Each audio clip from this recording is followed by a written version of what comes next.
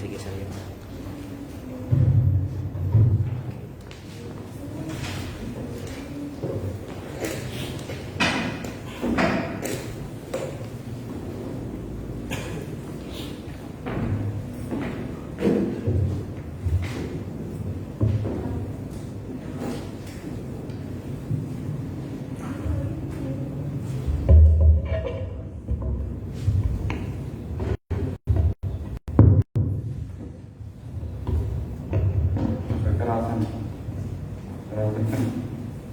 Kurang kencang.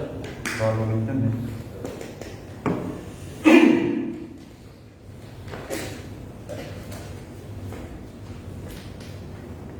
Mati. Stop.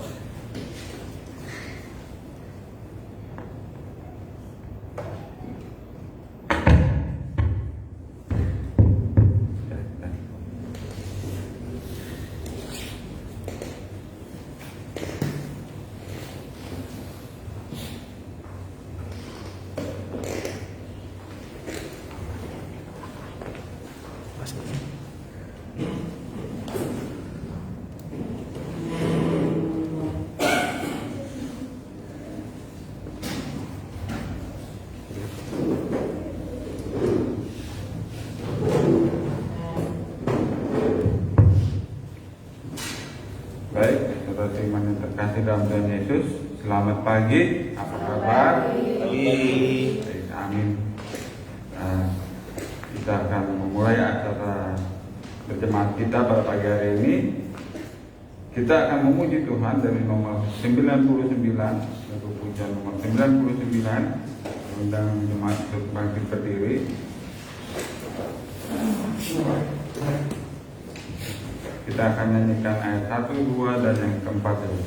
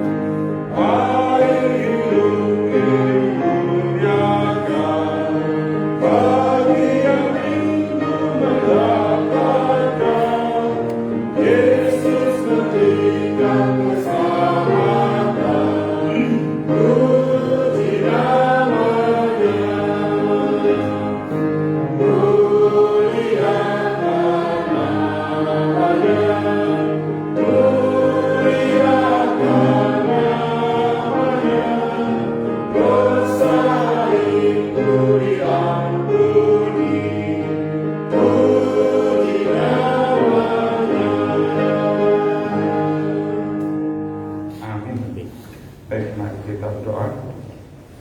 Terima kasih atas Bapa kami ucap syukur Tuhan, kami bisa berkumpul kembali di tempat ini untuk memuji, memuliakan nama-Mu dan belajar akan firman-Mu. Tolong Tuhan pimpin acara ini dari awal hingga akhirnya berjalan dengan baik. Tidak lupa kami doakan saudara-saudara iman kami yang dalam perjalanan, kiranya Tuhan memimpin mereka tibakan di tempat ini dengan aman. Dan juga yang tidak bisa hadir karena pekerjaan, Tuhan sertai dalam segala kondisinya, dan juga yang sakit Tuhan mau berkati obat-obatan dan minuman yang mereka makan, biarlah menjadi kesembuhan dari Tuhan saja. Terima kasih Bapa surga, kami berdoa dan bersyukur dalam nama anak Yesus Kristus, Juru Selamat kami. Amin. Akan duduk kembali. Baik, untuk lagu pujian berikut,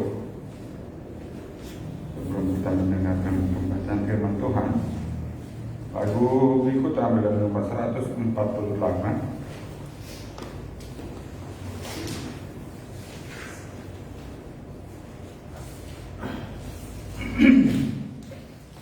Lagu 148.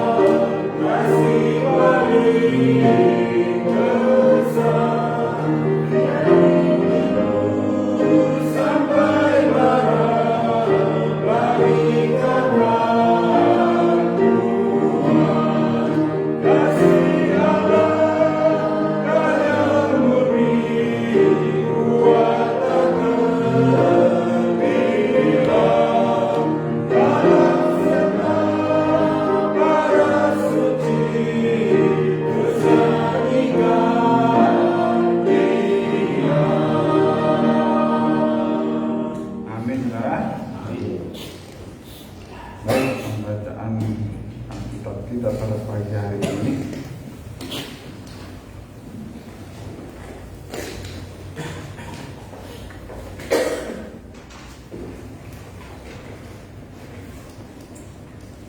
Pembacaan kita pada pagi hari ini di Filipi 2 ayat 12 sampai yang ke-18. Kita akan membacanya secara silih berganti. Saya yang ke-12 dan 13 jemaat sekalian dan seterusnya. Filipi 2 ayat 12. Tetapkanlah kerjakan keselamatanmu.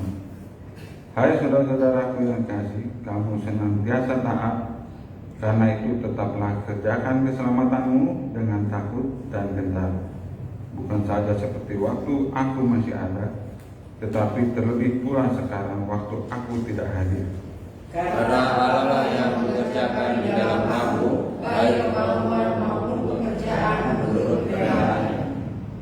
Lakukanlah segala sesuatu dengan tidak bersungut-sungut dan berbantah-bantahan, Supaya kamu tidak berani dan tidak bernoda sebagai anak-anak Allah yang tidak tercela di tengah-tengah angkatan yang tengok hatinya dan yang sesat ini, sehingga kamu bercahaya di antara mereka seperti bintang-bintang di dunia. sambil berpegang pada firman kehidupan, agar aku dapat berpegang pada hari Kristus, bahwa aku tidak percuma berlomba dan tidak percuma bersusah-susah. Tetapi sekalipun darahku digunakan pada korban dan ibadat Tuhanku, aku bersukacita dan aku bersukacita dengan kamu sekalian. Dan kamu juga harus bersukacita demikian, dan bersukacitalah dengan aku. Amin. Demikian firman Tuhan.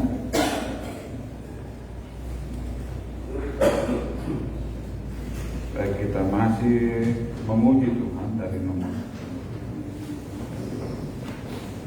316, lagu pujian 316.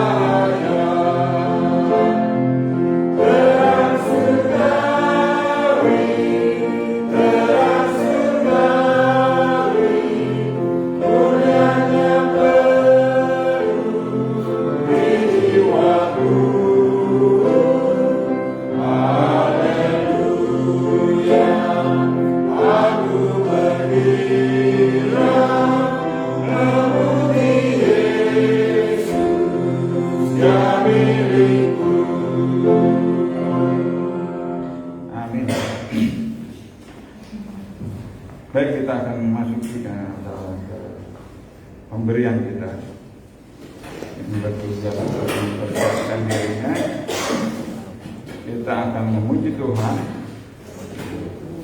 dari nomor 298.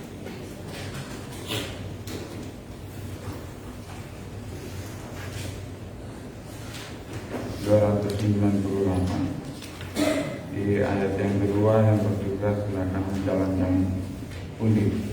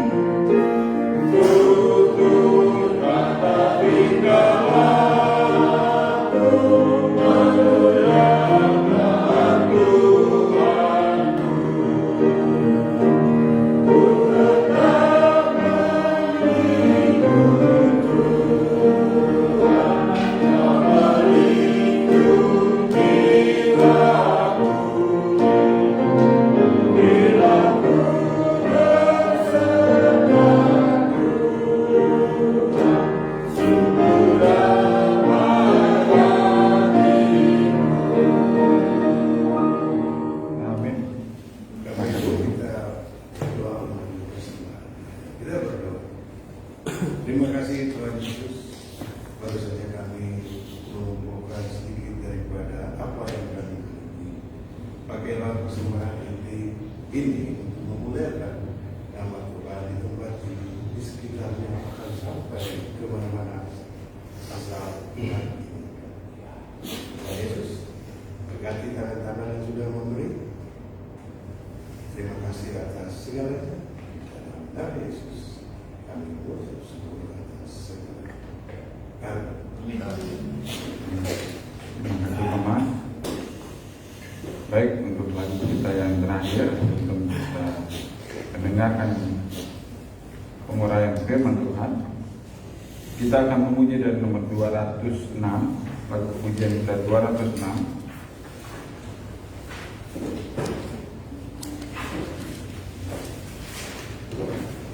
Dalam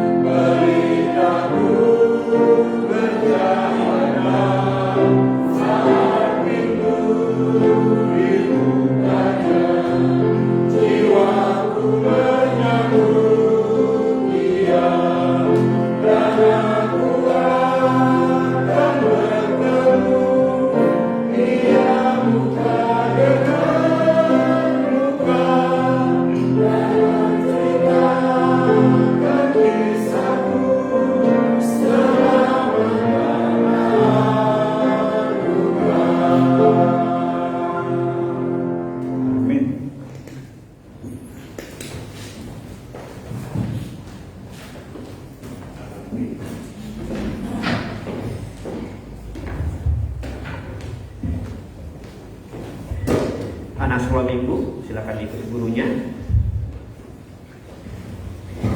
Baik, untuk Bapak Ibu jemaat sekalian, saya ucapkan selamat pagi untuk kita semua. Selamat pagi. Apa kabar pada pagi hari ini? Baik, puji Tuhan sekali.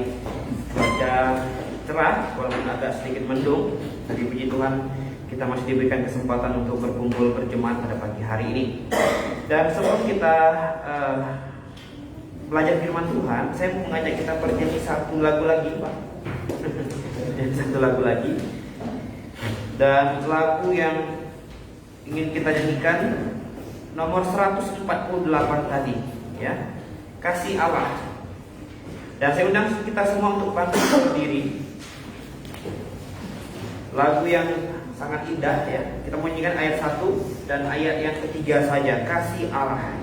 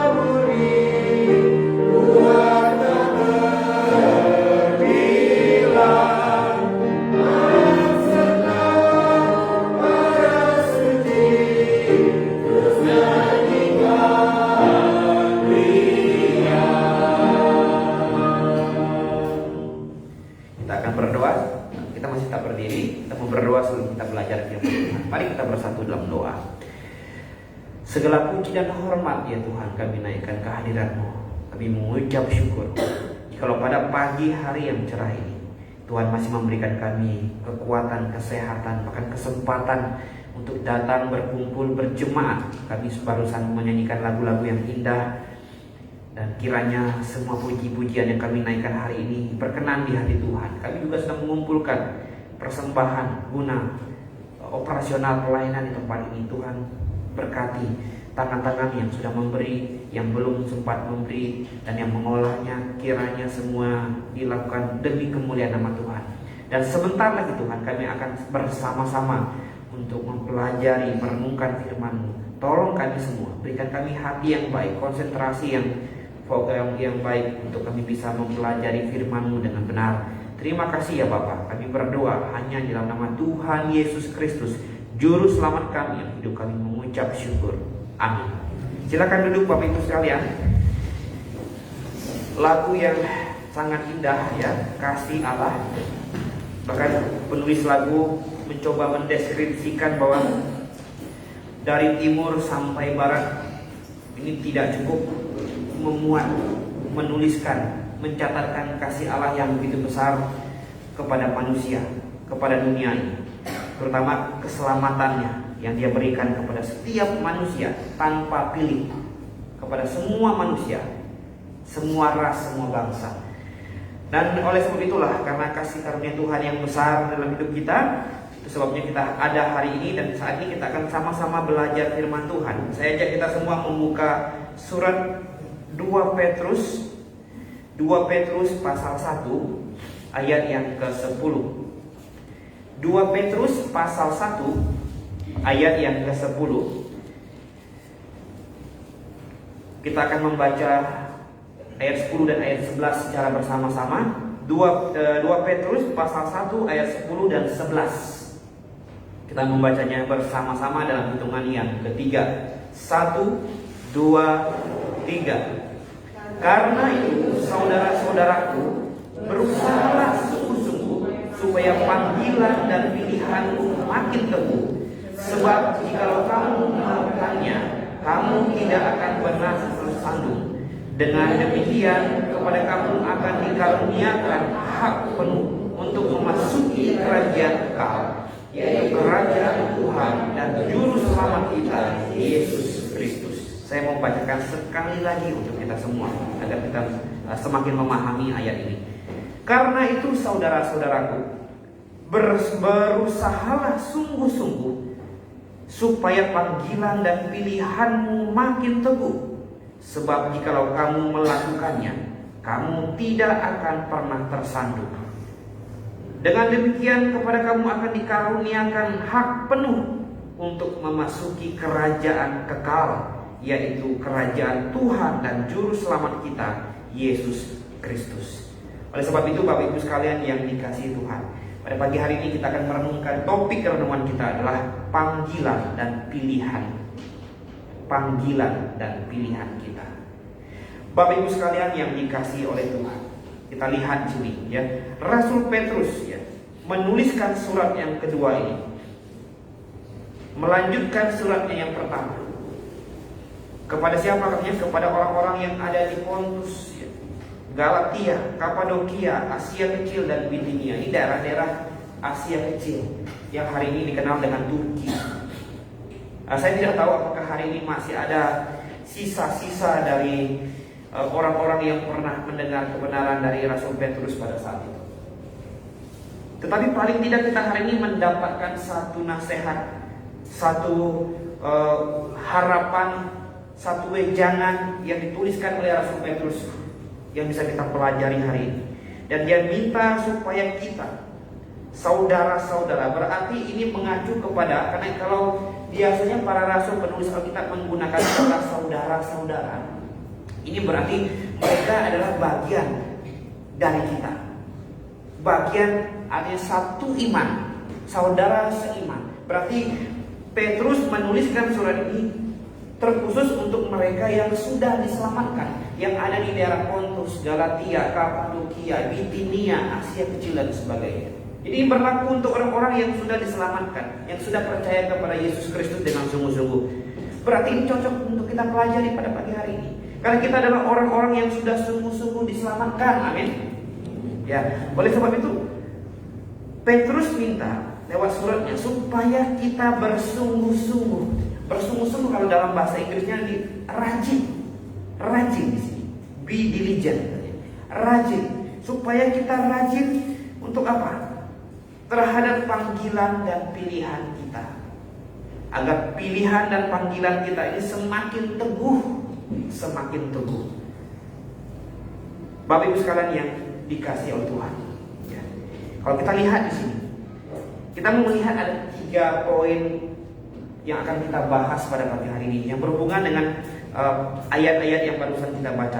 Yang pertama, kapan seorang itu dipanggil? Bapak Ibu semuanya adalah orang-orang yang sudah diselamatkan. Kapan Anda dipanggil? Ya. Karena Petrus bilang, berusahalah sungguh-sungguh supaya panggilanmu. Panggilan apa yang dimaksud sini? Panggilan apa? Ini panggilan surgawi. Panggilan untuk diselamatkan. Panggilan untuk percaya. Ini bukan panggilan bisik-bisik. Yesus ngomong ke telinga kita, bukan panggilan seperti itu. Ini panggilan keselamatan, yang diberikan oleh Tuhan Yesus lewat firman-Nya kepada semua orang, semua manusia tanpa terkecuali. Dia memanggil siapa saja supaya mereka bisa merespon dan menerima kebenaran firman Tuhan dan diselamatkan. Ini panggilan yang Tuhan berikan kepada manusia. Kapan seorang itu dipanggil? Pada saat firman Allah yang benar disampaikan kepada kita. Kita semua punya kisah dan cerita masing-masing ketika kita pertama kali mendengar dan tergugah terhadap firman Tuhan yang kita dengar. Amin. Kita punya cerita beda-beda. Ada yang punya lika-liku yang cukup menarik mungkin. Ada yang langsung merespon, ada yang dimulai dengan sebuah penolakan. Ada macam-macam. Tetapi firman Tuhan memanggil setiap orang, setiap daripada kita. Dan cerita kita menerima panggilan itu pun berbeda-beda. Kapan kita menerima panggilan itu? Pada saat kita menerima Yesus Kristus sebagai Tuhan dan Juru Selamat kita. Nah, disitulah panggilan itu berlaku untuk kita. Kita menerima panggilan keselamatan itu. Bertobatlah, terimalah Tuhan Yesus sebagai Tuhan dan Juru Selamatmu. Dikumandangkan terus mungkin di mimbar, dikumandangkan terus pada saat PA waktu itu. Dan ketika Bapak Ibu sekalian menerimanya, mengaminkannya, bahkan menerima Yesus Kristus sebagai Tuhan dan Juru Selamat, nah itulah yang disebut dengan panggilan. Dan Petrus ingin orang-orang percaya yang tersebar di Asia Kecil saat itu benar-benar bersungguh-sungguh terhadap panggilan keselamatan itu. Harus bersungguh-sungguh terhadap keselamatan yang sudah diterimanya. Dan kita juga hari ini Tuhan mau kita bersungguh-sungguh terhadap keselamatan yang sudah kita terima beberapa tahun yang lalu. Ya. Saya diselamatkan tahun 2004, bulan Agustus 2004. Saya ingat sekali waktu itu jam 7 kurang 5 menit. Ketika saat itu kita mahasiswa baru, sedang dalam masa orientasi. Jadi satu orang mahasiswa dikonseling oleh satu orang senior kita. Dan saya ingat yang konseling saya itu adalah Bapak Chandra Johan. Dan di situ saya ditanya, apakah kamu sudah sungguh-sungguh diselamatkan? Saya dengan pede bilang, iya dong. Kan di gereja sebelumnya ada berapa kali saya angkat tangan. Ketika KKR, ketika apa, ibadah ini, ibadah pelepasan, ibadah, pokoknya setiap ada ibadah, angkat tangan dulu kan gitu. Oh, yang mau menerima Tuhan angkat tangan. Saya bilang saya sudah berapa kali angkat tangan. Ternyata itu salah. Itu bukan panggilan yang tepat. Dan malam hari itu saya dipaparkan Injil kebenaran keselamatan yang benar, yang Alkitabiah dengan dibukakan, dan saya membaca dengan sendiri setiap firman Tuhan yang disampaikan oleh senior saya waktu itu. Dan di situ saya menangis, saudara sekalian. Saya menangis apa? Menangis bahagia. Sekaligus mengucap syukur yang sangat besar kepada Tuhan. Karena Tuhan masih kasih saya kesempatan untuk bisa mendengar, menerima keselamatan pada saat itu, tahun 2004, bulan Agustus. Seandainya sebelum hari itu saya meninggal, saya pasti ke neraka. Karena keselamatan yang saya pikir hari selama ini benar, ternyata salah. Kenapa? Karena keselamatan yang saya anggap benar adalah kerajinan saya melayani Tuhan sejak ini. Saya bukan anak bandel, saya bilang. Saya anak penurut, saya tidak pernah tercebur dalam berbagai macam kejahatan. Saya rajin ikut persekutuan pemuda, ikut persekutuan umum. Saya ambil bagian dalam pelayanan. Ternyata bukan itu syaratnya. Bapak Ibu sekalian yang dikasih Tuhan, ternyata panggilan itu adalah panggilan untuk meminta kita merendahkan hati kita, bukan menyombongkan diri kita. Kalau menganggap keselamatan berdasarkan usaha dan kemampuan kita, itu berarti kita diselamatkan dengan kesombongan kita. Saya sudah melayani, saya sudah menjadi orang Kristen 70 tahun, saya sudah menjadi hamba Tuhan 80 tahun. Itu itu kesombongan. Tetapi panggilan yang benar dari Tuhan adalah meminta kita untuk merendahkan diri kita, merendahkan hati kita, tersungkur, bersimpuh di bawah kaki Yesus Kristus, dan menerima Dia sebagai Tuhan dan Juru Selamat. Dan kita dipaksa untuk bertobat. Bertobat apa? Mengaku diri orang berdosa dan menyesali segala dosa yang sudah kita buat, dan mengucap syukur dan berkomitmen untuk melayani Dia, hidup bagi Tuhan. Itulah panggilan. Nah, sudahkah kita semua di ruangan ini melakukan pernyataan iman itu? Sudahkah kita semua menerima Tuhan Yesus sebagai Juru Selamat kita? Kalau sudah, bersungguh-sungguhlah, ya. Kalau dalam bahasa Inggrisnya, lebih rajin lagi, ditambah lagi. Ya, kalau di bagian surat Paulus yang lain bilang, kerjakanlah keselamatan. Bukan keselamatan karena asal usaha, tapi sudah diselamatkan, tetapi tambah rajin lagi. Tambah rajin lagi. Rajin apa? Oh, rajin melayani Tuhan, rajin memberitakan firman, rajin belajar firman Tuhan, semangat melayani Tuhan. Tambah terus, kata Petrus bilang. Ya, coba kita buka dalam Efesus pasal 4. Efesus pasal 4 ayat yang pertama. Efesus pasal 4 ayat yang pertama. Kita baca sama-sama dalam hitungan yang ketiga. Efesus pasal 4 ayat yang pertama. 1, 2, 3. Sebab itu aku menasihatkan kamu, aku orang yang dipenjarakan karena Tuhan, supaya hidupmu sebagai orang-orang yang telah dipanggil berpadanan dengan panggilan itu. Berpadanan dengan panggilan itu. Sepadan. Panggilan itu panggilan surgawi, panggilan untuk diselamatkan. Maka Paulus minta kepada jemaat Efesus supaya kamu, ya, hidupmu sebagai orang-orang yang sudah dipanggil tadi, ini sejalan dengan panggilan itu. Nah, panggilan itu tujuannya apa? Tujuannya agar setiap orang menerima Yesus Kristus sebagai Tuhan dan Juru Selamatnya, bertobat dan percaya, kemudian merangsang setiap orang yang percaya untuk melayani Dia, mengasihi Tuhan. Nah, Paulus bilang, ikuti, ya, sepadan dengan panggilan itu. Ikuti panggilan itu. Justru jangan menentang panggilan itu.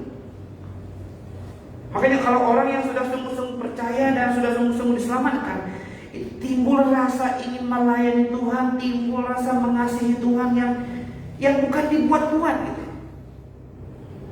Karena kita diminta untuk sepadan atau berpadanan dengan panggilan keselamatan itu. Sebagai orang yang sudah diselamatkan, sebagai orang yang sudah percaya Yesus Kristus, saya harus bagaimana? Hidup saya harus seperti apa? Saya harus jadi jemaat yang bagaimana? Saya harus menjadi orang yang bagaimana? Nah, ini yang para penulis Alkitab, baik Petrus maupun Paulus, minta kita bersungguh-sungguh untuk berpadanan dengan panggilan itu. Ayat 2-nya, hendaklah kamu rendah hati, lemah lembut, sabar. Tunjukkanlah kasihmu dalam saling membantu, dan berusahalah memelihara kesatuan roh oleh ikatan damai sejahtera, satu tubuh, satu roh, sebagaimana kamu telah dipanggil kepada satu pengharapan yang terkandung dalam panggilanmu, satu Tuhan, satu iman, satu baptisan, satu Allah dan Bapa dari semuanya, Allah yang di atas semua dan oleh semua dan di dalam semua. Ya, rendah hati, lemah lembut, sabar, tunjukkan kasihmu, berusaha memelihara kesatuan roh pada ikatan damai sejahtera, satu tubuh, satu roh. Ini artinya maksudnya apa? Ini satu dalam jemaat. Kita tidak bisa satu tubuh dengan orang yang berbeda iman dengan kita. Kita tidak bisa satu roh dengan orang yang berbeda pengajaran dengan kita, meskipun dia Kristen. Kita tidak bisa satu Tuhan. Bagaimana kita bisa satu Tuhan dengan mereka yang percaya Tuhan yang masih datang terus, sementara Tuhan kita tidak datang-datang lagi. Nanti Dia akan datang sekali lagi untuk menjemput kita. Itu yang disebut dengan rapture atau pengangkatan. Bagaimana kita bisa satu Tuhan dengan orang Kristen yang dalam tiap malam Yesusnya datang terus melawan dia, berbisik-bisik kepadanya, membawa dia jalan-jalan? Itu bukan Tuhan saya. Ini bukan Tuhan yang dia katakan oleh Alkitab. Alkitab bilang Tuhan kita akan datang satu kali lagi nanti untuk mengangkat kita, membawa kita ke tempat di mana dia berada. Itu yang disebut dengan rapture atau pengangkatan itu. Berarti yang dimaksud oleh Paulus ini adalah kita tuh satu dalam jemaat. Kita boleh punya pandangan yang berbeda, tetapi satu dalam jemaat. Kalau berbicara mengenai jemaat, kita mesti satu, sepikir, memajukan pelayanan, melayani Tuhan, menyenangkan Tuhan, merendahkan hati. Makanya diperlukan merendahkan hati, merendahkan lemah lembut, sabar. Karena dalam jemaat pastilah banyak orang dengan berbagai macam bentuk, tipikal yang berbeda-beda. Tetapi ini semua untuk kita satu tubuh, satu roh, satu Tuhan, satu iman, satu baptisan, satu Allah dan Bapa, dan satu jemaat, bahkan satu tubuh untuk melayani Tuhan sampai dengan Tuhan datang. Nah, kembali ke dalam Petrus tadi, ya, hendaklah berusahalah sungguh-sungguh, ya, rajinlah katanya, supaya panggilan makin teguh, supaya keselamatan kita semakin hari semakin mantap, supaya kita semakin hari semakin menghayati panggilan Tuhan. Tetap menjaga semangat, ya, kasih Tuhan yang mula-mula, kasih kita yang mula-mula kepada Tuhan itu dijaga terus. Saya pernah melihat orang atau tetap dijaga konsisten, semakin bersemangat karena apa? Karena kita punya kepastian gitu loh, kepastian keselamatan. Bahkan di kelas kemarin saya bilang dengan mahasiswa, saya cerita bahwa banyak tahun yang lalu ketika saya ngajar di kelas, ada satu mahasiswa yang bilang begini, saking polosnya, namanya mahasiswa masih awal-awal polos, Pak, saya itu diselamatkan itu bukan karena iming-iming hadiah dari Tuhan, Pak, itu murni tulus hati saya, Pak. Saya sampai lihat dia begini, kenapa? Dia ngerti gak yang dia omongkan? Paulus saja, aku meninggalkan segala sesuatu yang di belakangku dan mengarahkan pandanganku ke depan kepada hadiah surgawi, panggilan surgawi. Dia pikir kayak di dunia ini, bos, saya ini kerjanya ini tulus, bos. Saya nggak berharap hadiah, pokoknya saya ini kerja tulus. Dia pikir seperti di dunia ini. Di sana nanti hadiah itu kekal. Dan kita hidup di surga itu kekal. Kalau kamu datang ke surga tidak berharap hadiah, kamu berharap apa? Saya bilang kepada dia. Apa motivasi kamu untuk ke surga? Itu masuk surga seperti orang tidak punya motivasi. Justru Tuhan merangsang kita untuk termotivasi dengan panggilan hadiah surgawi yang Dia janjikan. Mahkota kebenaran, mahkota kemuliaan, ya, yang Tuhan janjikan. Dan para pahlawan iman kita semua termotivasi karena itu adalah hadiah surgawi yang kasih adalah Allah, pencipta langit dan bumi. Itu bukan bos di dunia ini. Bagus sekali yang dikasih Tuhan. Karena itulah yang membuat kita bersemangat hari ini. Karena itulah kita melupakan letih kita, sakit kita, melupakan berbagai macam masalah kita. Demi apa? Demi kita fokus untuk Tuhan dan mengejar hadiah yang sudah Tuhan janjikan, yang nanti akan diberikan kepada setiap orang yang percaya di hadapan jutaan manusia, ya, jutaan manusia di depan tahta pengadilan, di depan bema Kristus nanti. Bapak Ibu sekalian, tidakkah itu sebuah kebanggaan hadiah itu? Tidakkah itu sebuah penghargaan dari Tuhan kepada setiap anak-anaknya atas segala pelayanannya selama dia di muka bumi ini? Ya. Oleh sebab itulah Petrus mengingatkan kita kembali supaya kita ingat kembali panggilan Tuhan, panggilan keselamatan. Jangan lupakan. Bahkan ingat kasih kita yang mula-mula ketika kita pertama kali bertobat, pertama kali dengar kebenaran, kenal kebenaran. Kasih itu jangan sampai luntur. Kasih itu jangan sampai hilang, apalagi terkikis oleh karena hal-hal dalam dunia, oleh karena hal satu dan lain sebagainya. Jangan sampai. Makanya Pak Petrus dan Paulus bilang, jangan padamkan roh, jangan patahkan semangat. Hendaklah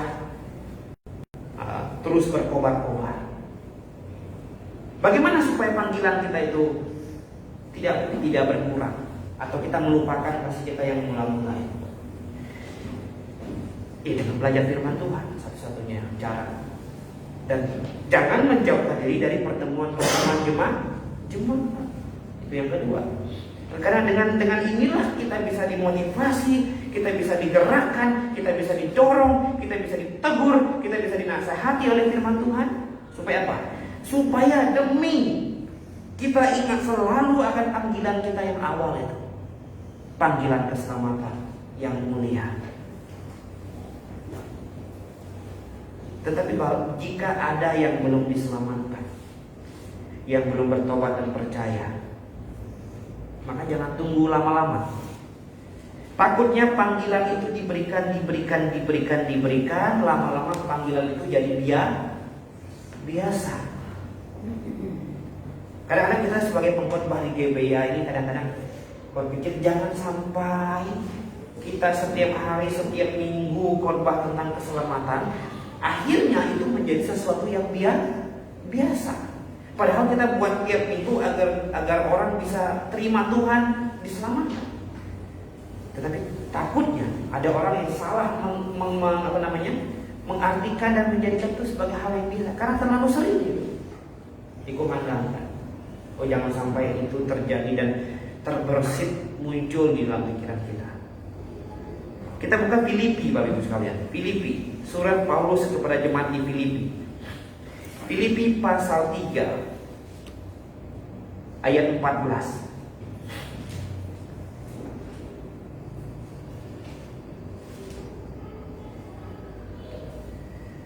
Kita baca sama-sama. Filipi 3 ayat 14. 1, 2, 3. Dan berlari-lari kepada tujuan untuk memperoleh hadiah, yaitu panggilan surgawi dari Allah dalam Kristus Yesus. Ya. Dan berlari-lari dengan kepada tujuan. Tadi kita sekarang ini diumpamakan dengan berlari-lari. Ya. Berlari. Berlari bukan kenapa nggak jalan? Kalau jalan ini kesannya kurang semangat. Ini panggilan surgawi, hadiah surgawi. Ini mesti disongsong dengan penuh semangat. Makanya diumpamakan dengan berlari kepada tujuan. Apa tujuan kita, Bapak Ibu sekalian? Ketika meninggalkan dunia ini, kita berkumpul bersama dengan Tuhan, kan itu tujuan utama hidup kita, kan? Itulah sebab kenapa kita selalu memelihara keselamatan kita ini, supaya kalau kita meninggalkan dunia ini, kita hidup bersama dengan Tuhan. Hanya itu tujuan utama hidup kita. Dan itu adalah tujuan dan itulah panggilan surgawi yang mulia dari Allah. Yesus pernah bilang, Dia akan pergi dan akan datang kembali dan menjemput setiap orang percaya, supaya di mana Dia berada, kita pun berada. Ini tujuan, ini goal utama kita hidup di dunia ini. Kalau bukan itu tujuan utama kita, apa yang kita mau cari di dunia ini? Di dunia ini banyak hal yang tidak pasti. Stabilitas ekonomi tidak pasti, keamanan tidak pasti. Belum lama ini kita sempat terasa digoyang gempa, kan? Kemarin Cianjur habis. Kita turut bersimpati kepada para warga yang terkena musibah. Ada 90 kali goncangan gempa susulan. Ampun dah 90 kali. Dan yang terakhir masuk berita hari kemarin, atau hari yang lalu 4,1 rubuh lagi. Bapak Ibu sekalian yang dikasihi Tuhan, apa yang kita harapkan di dunia ini? Sekarang di Indonesia sedang terjadi gelombang PHK besar-besaran. Banyak perusahaan-perusahaan besar ternama sudah mulai memangkas karyawan karena isu krisis tahun depan. Orang tanya saya, Pak, gimana pandangan Bapak dengan krisis? Bagi orang percaya, krisis nggak krisis, nggak ada masalah bagi kita. Dan tidak ada yang perlu ditakutkan bagi kita. Ada Tuhan, ada juru selamat kita. Bahkan dari pertama kali kisah nenek moyang baptis kita selalu mengalami krisis keamanan. Itu lebih bahaya lagi, nyawa taruhannya. Tetapi mereka santai, mereka tetap berjuang, mereka tetap bersemangat, karena mereka percaya ada Tuhan. Belum lama ini kita sudah 3 tahun lebih kita kena krisis pandemi. Semua merasakan efeknya. Banyak orang takut mati. Tetapi sebagai orang percaya, kita punya Tuhan. Kita serahkan seluruh hidup kita sama Tuhan. Sehat maupun sakit, kaya maupun miskin, suka maupun duka, semua ke dalam tangan Tuhan. Kita tidak bisa memilih. Kita bisa menjalani saja. Ya kalau tahun depan ada krisis, kita serahkan sama Tuhan. Selama Tuhan belum panggil kita, itu pasti Tuhan akan menyertai kita.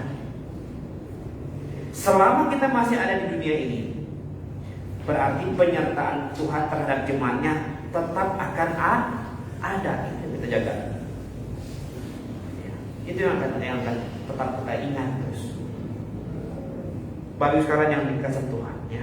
Paulus bilang berlari kepada tujuan untuk memperoleh hadiah. Hadiah apa?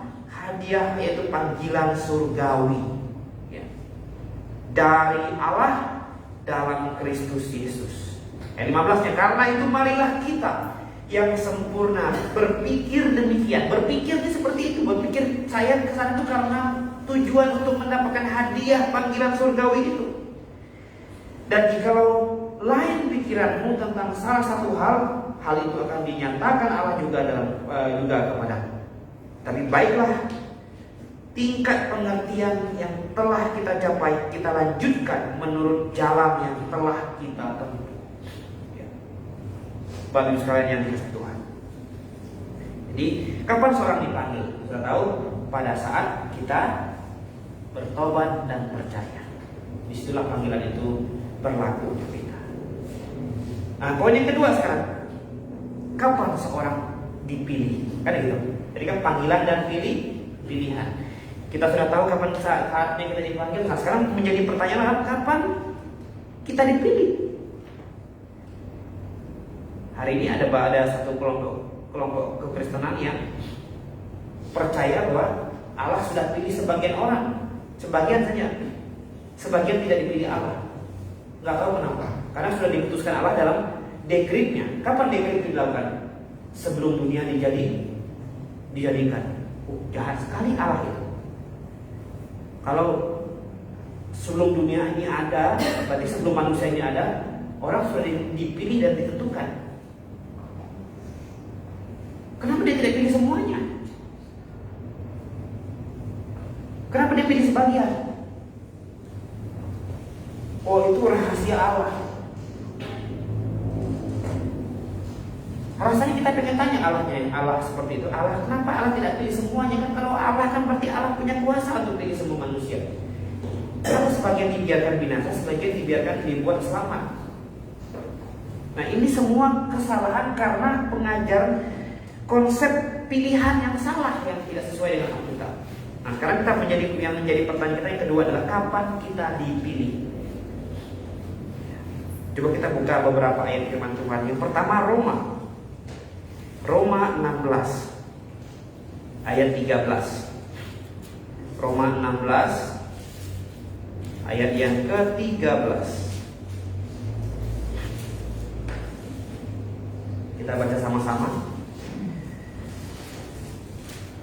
Roma 16 ayat 13. 1, 2, 3. Salam kepada Rufus, orang pilihan dalam Tuhan, dan salam kepada ibu yang bagiku juga adalah ibu. Perhatikan kata salam kepada Rufus, garis bawahi orang pilihan dalam Tuhan. Berarti Rufus ini orang pilihan dia ini. Bagaimana dia jadi orang pilihan? Dalam Tuhan. Berarti dia dipilih di dalam Tuhan. Bukan dipilih di dalam dekret Tuhan. Bukan. Tapi dipilih di dalam Tuhan. Tuhan ini siapa? Tuhan sini ini mengacu kepada Yesus Kristus. Jadi Rufus jadi orang pilihan karena di dalam Tuhan. Keterangannya di situ. Nah, sekarang kita buka kembali di dalam Kolose pasal 3 ayat yang ke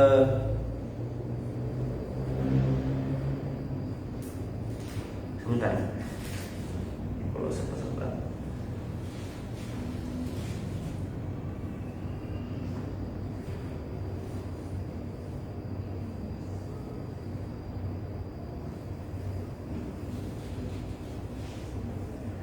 Kolose pasal 3 ayat yang ke-12. Coba kita lihat.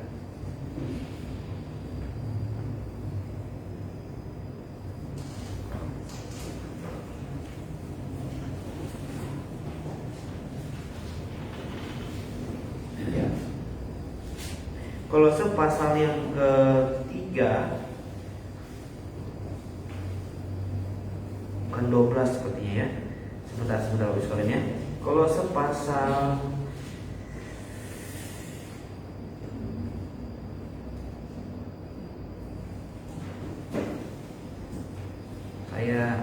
seperti saya salah tulis ayat. Ada bunyi firman Tuhan yang orang-orang pilihan Allah yang dikuduskan.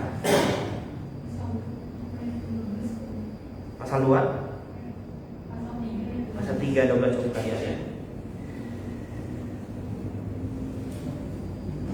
Kolose pasal 3 ayat yang ke 12. Oke, yuk kita baca sama-sama.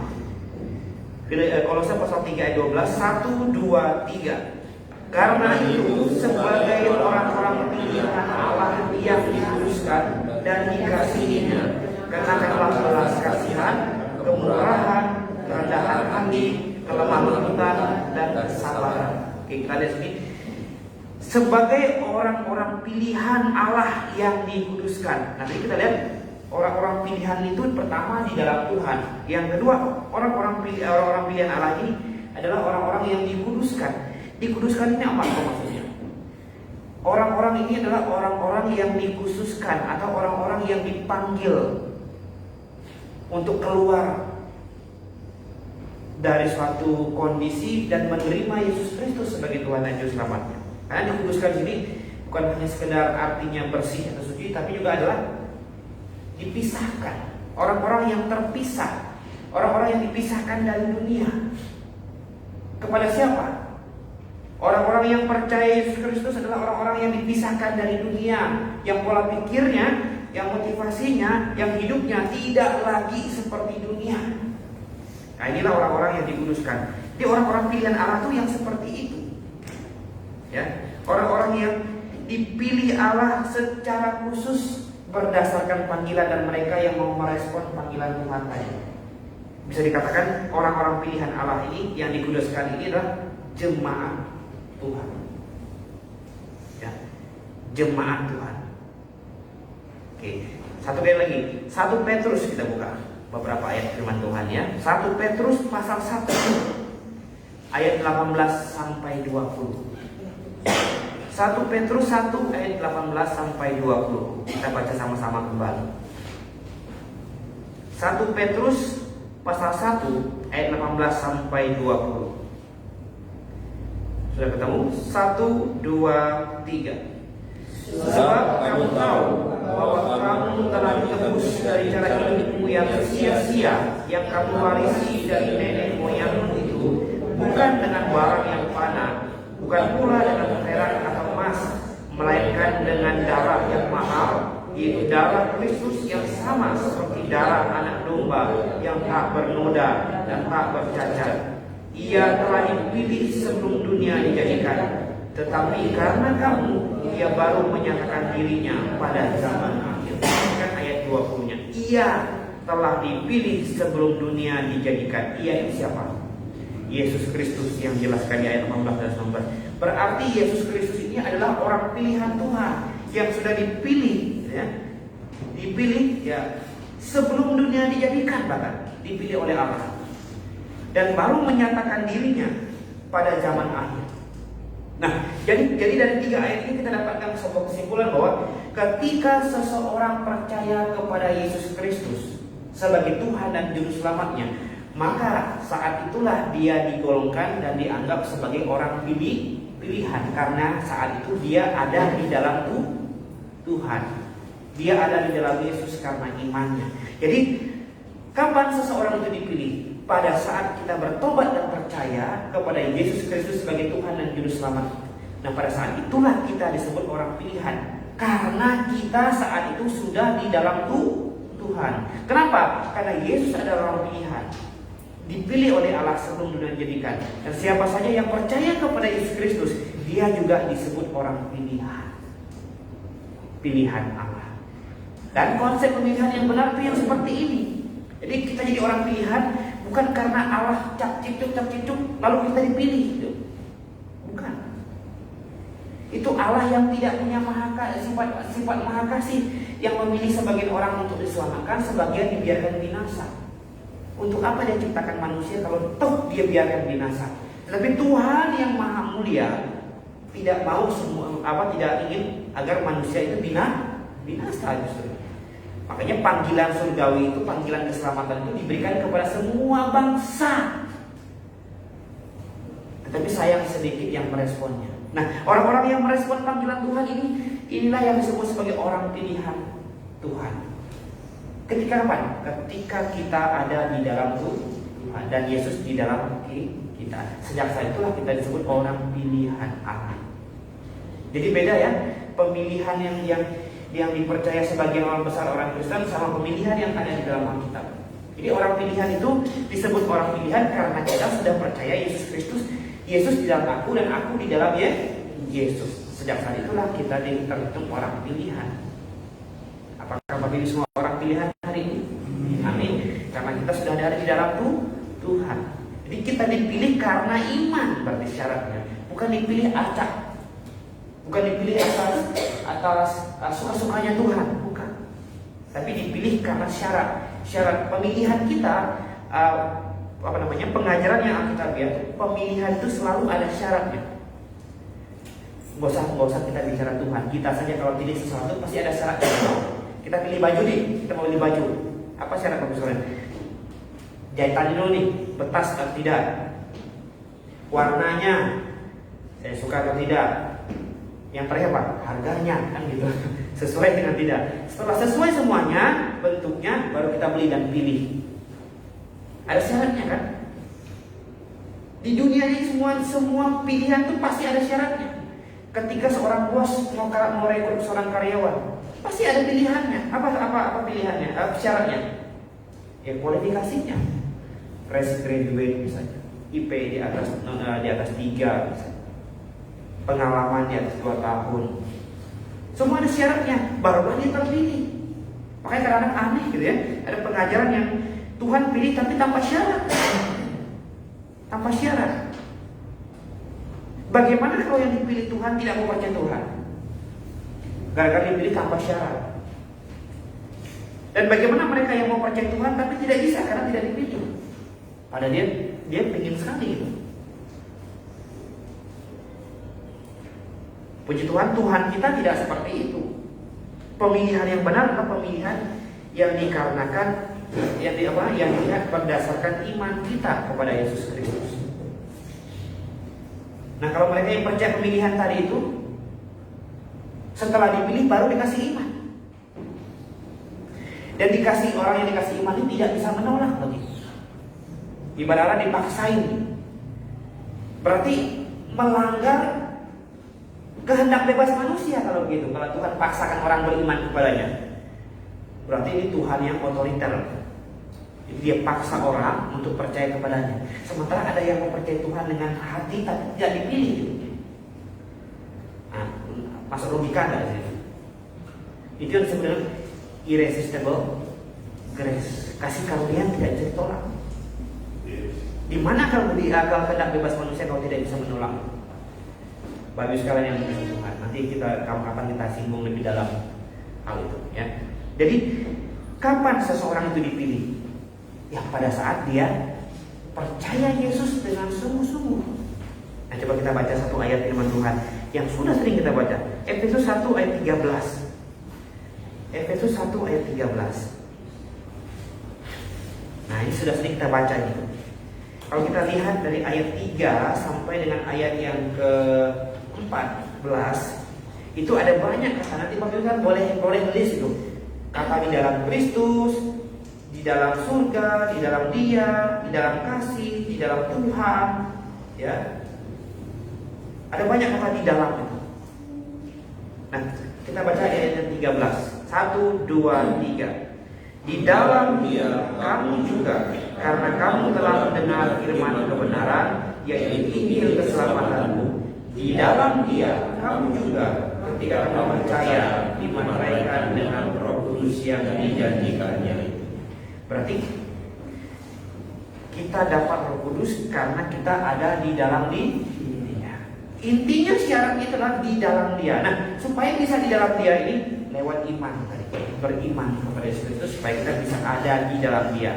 Nah, ketika kita ada di dalam Dia, kita disebut orang-orang pilihan. Makanya judul perikopnya kekayaan orang-orang yang terpilih. Terpilih di sini adalah terpilih karena iman kita yang benar kepada Yesus Kristus. Bagus sekalian yang dikasih Tuhan. Poin yang terakhir, ya, poin yang terakhir yang akan kita pelajari selanjutnya adalah kalau kita sudah tahu kapan kita dipanggil dan kita sudah tahu kapan kita dipilih dan sejak kapan kita disebut orang pilihan Allah yang Alkitabiah. Nah, yang ketiga, apakah keuntungannya panggilan dan pilihan itu sih? Apa sih keuntungannya? Nah, untuk melihat apa keuntungannya, kita kembali ke dalam Petrus tadi, 2 Petrus pasal 1 ayat yang ke-10 dan ke-11. Ada 2 hal yang menjadi keuntungan bagi mereka yang sudah dipanggil dan sudah dipilih oleh Allah ini. Yang pertama, keuntungan yang pertama katanya ayat 10 itu, sebab jika kamu melakukannya, kamu tidak akan pernah tersandung. Ya. Tidak akan pernah tersandung. Apa maksudnya ya? Maksudnya gini, kalau seseorang itu sudah sungguh-sungguh bertobat dan percaya dan ada di dalam Tuhan,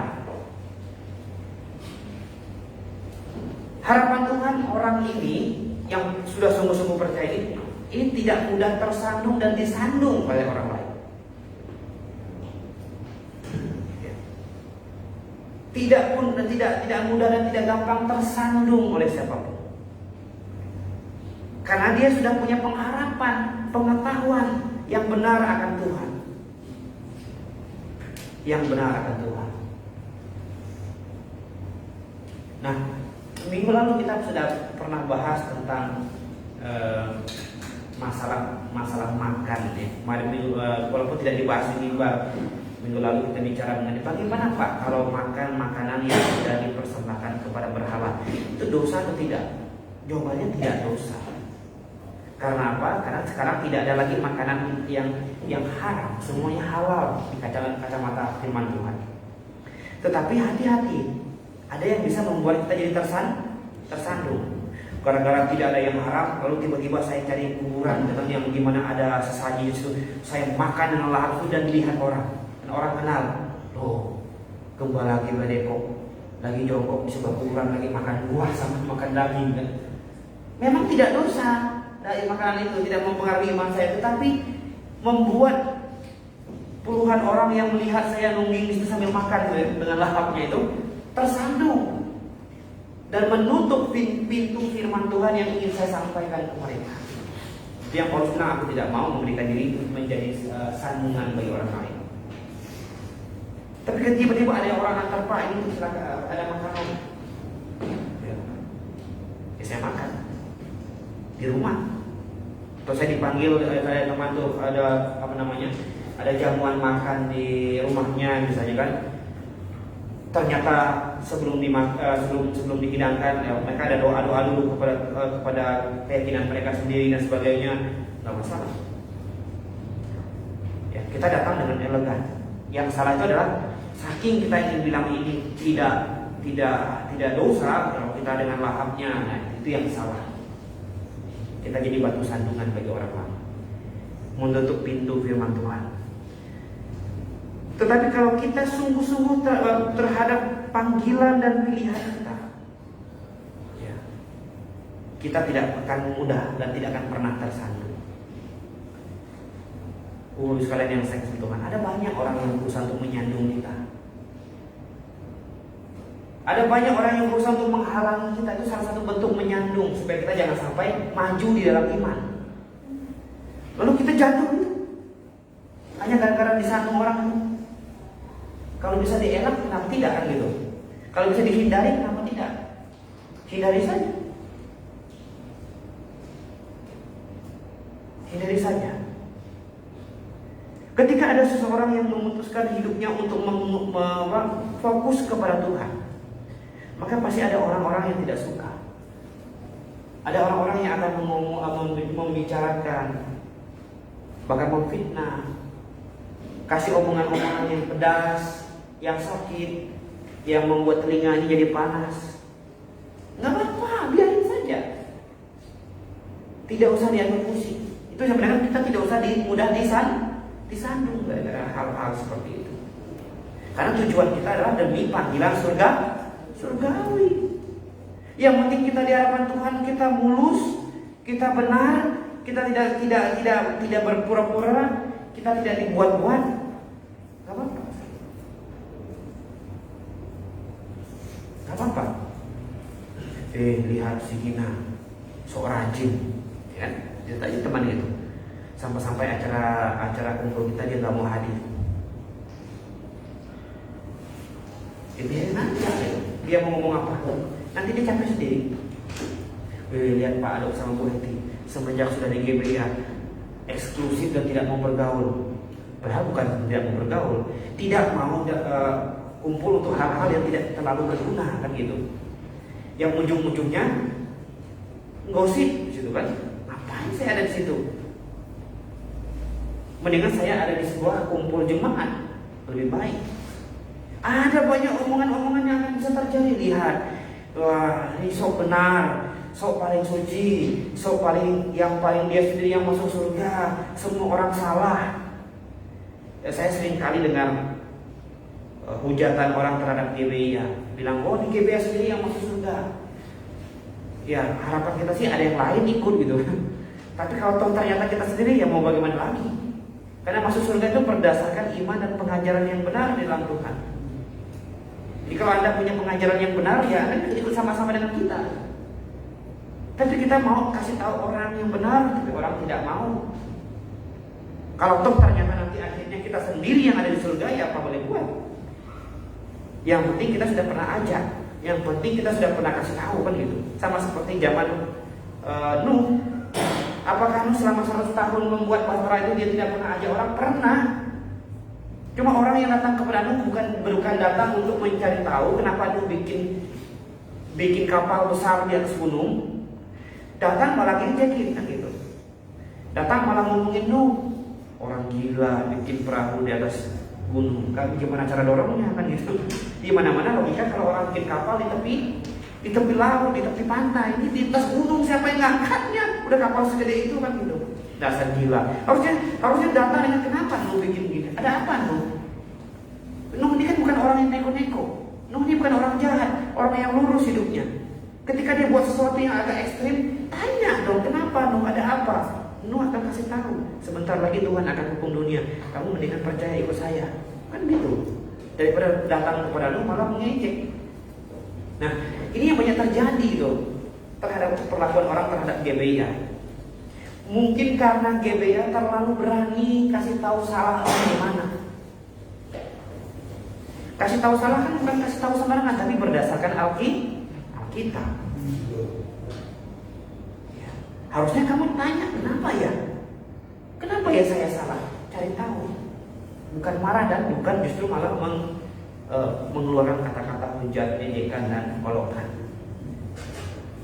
Bapak Ibu sekalian yang dikasih Tuhan. Ya.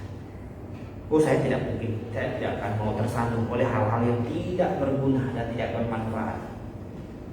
Alangkah sayangnya sebagai orang percaya kita mudah disandung. Jangan dulu. Ya. Orang mau bilang apa? Ya mungkin saya untuk Tuhan. Yang penting pikiran dan hati saya untuk Tuhan. You mau ngomong saya nanti kamu capek sendiri, silahkan. Pak Sento beberapa tahun, cukup banyak, mungkin ada 10 tahun yang lalu pernah digosipkan punya istri 2. Beliau senyum-senyum dan ketawa-ketawa. Simu juga senyum-senyum dan ketawa. Yang ngomong gitu adalah orang yang tidak kenal dia. Pak Sento bilang, kamu tanya saja sama mahasiswa saya yang ada puluhan. Ada berapa istri saya? Makanya kalau orang bilang saya punya istri 2, saya cuma senyum-senyum saja. Kamu tidak tahu. Ya. Mending tanya yang tahu. Baru sekarang yang dikasih Tuhan. Ya. Tidak pernah tersandung, tidak akan mudah tersandung orang yang sudah diselamatkan. Ya. Kita hidup selalu mengucap syukur. Ya. Kita hidup selalu berharap dan bersandar sama Tuhan. Kemudian apa keuntungan yang kedua? Yang kedua di ayat yang ke-11-nya. Dengan demikian kepada kamu akan dikaruniakan hak penuh untuk memasuki kerajaan kekal. Kalau kita memantapkan panggilan dan pilihan kita dan tidak meninggalkan panggilan dan pilihan kita itu, kita diberikan hak penuh untuk masuk ke dalam kerajaan kekal. Itu apa? Kerajaan Kristus. Oh, nanti Bapak sekalian, ya. Setiap orang yang percaya diangkat oleh Tuhan di saat rapture, kemudian akan mengalami yang namanya bema Kristus, pengadilan untuk menentukan Bu Peti dapat apa, Pak Bobi Palupa dapat hadiah apa, Pak Bobi Manti, kita semua dapat hadiah apa. Setelah selesai acara itu, maka dari antara kita akan ditempatkan dan masuk ke dalam satu tempat yang disebut dengan Yerusalem Baru. Kemarin kita di kelas sambil tersinggung masalah Yerusalem Baru. Yerusalem Baru seperti apa? Sebuah tempat yang boleh cek di Wahyu itu. Yerusalem Baru itu ya. Itu tempatnya ya ampun, saya bilang itu luar biasa. Indahnya dan megahnya.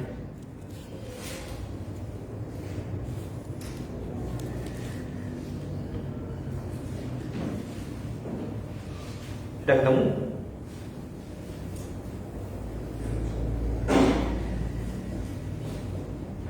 Mulai pasal 19.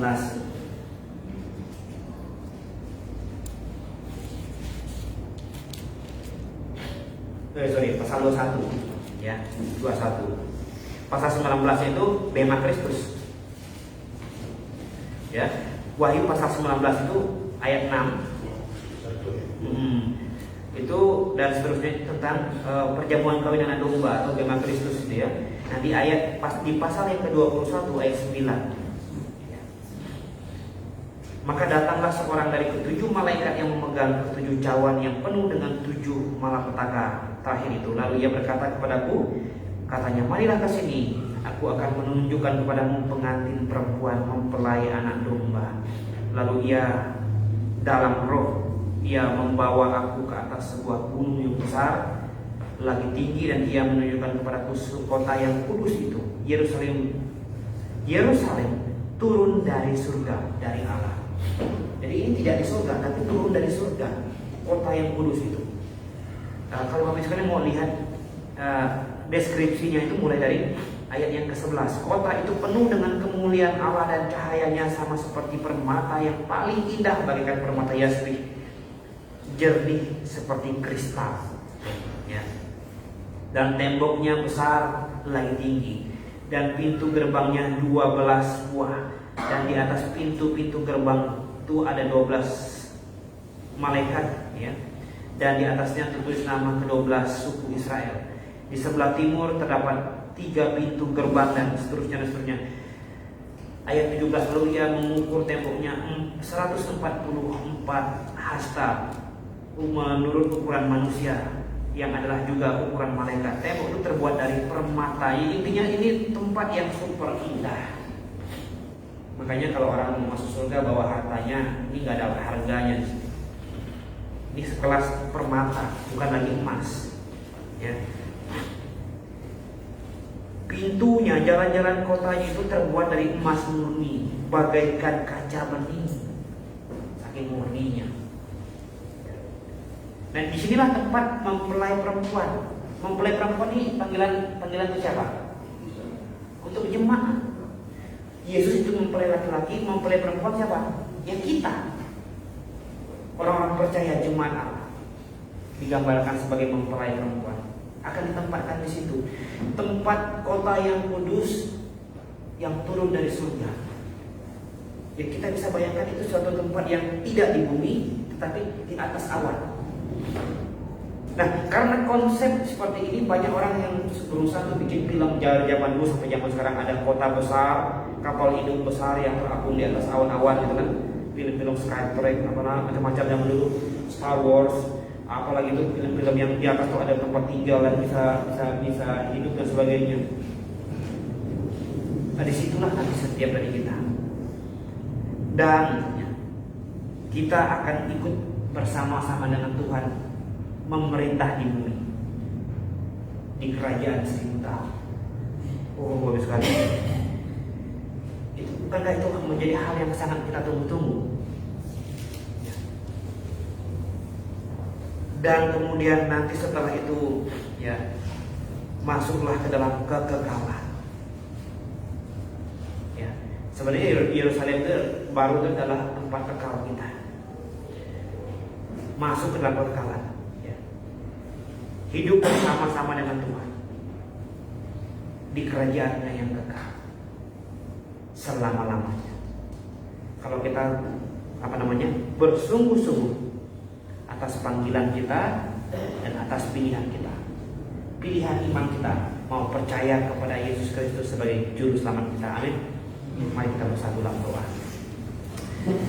Bapa di surga, terima kasih Tuhan, terima kasih untuk firman-Mu yang indah yang bisa kami pelajari pada siang hari ini. Firman-Mu yang mengajak kami untuk mengingat kembali akan panggilan kami pertama dan pilihan kami, pilihan iman. Kiranya semua ini kami terus pegang, kami terus jaga sampai dengan Tuhan datang menjemput kami, dan kami hidup bersama-sama dengan Tuhan di surga. Tuhan, terima kasih. Pimpin terus jemaat di kota Depok ini. Berkati setiap pekerjaan, usaha, bahkan pergumulan, rencana-rencana. Kiranya Tuhan yang memperhatikan dari tempat-Mu yang maha tinggi dan menjawab setiap doa-doa kami yang baik. Terima kasih Tuhan Yesus. Kami mau menyerahkan seluruh hidup kami, hidup jemaat kami, hanya dalam tangan Tuhan Yesus Kristus. Kami berdoa dan mengucap syukur. Amin. Baik, Bapak sekalian, kita sudah belajar firman Tuhan, dan saatnya kita akan bernyanyi untuk merespon firman Tuhan yang sudah kita dengar. Dan pujian kita sambil kita bangkit berdiri ini terambil dari nomor 124, Batu Zaman, ayat 1, 2, dan 3. Batu Zaman. Nomor 124.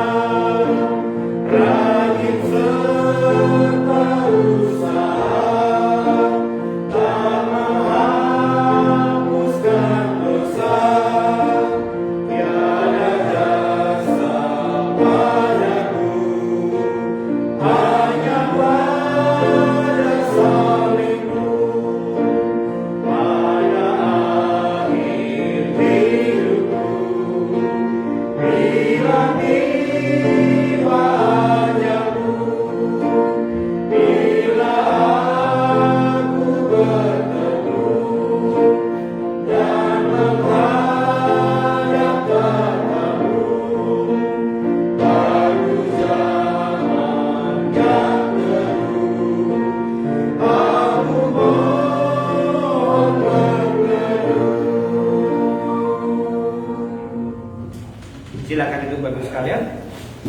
Hari ini Korudi tidak bisa hadir, mungkin ada yang bisa gantikan membacakan warta untuk kita. Oke, boleh. Pak Bobi ada yang baca warta hari ini? Iya betul. Silakan.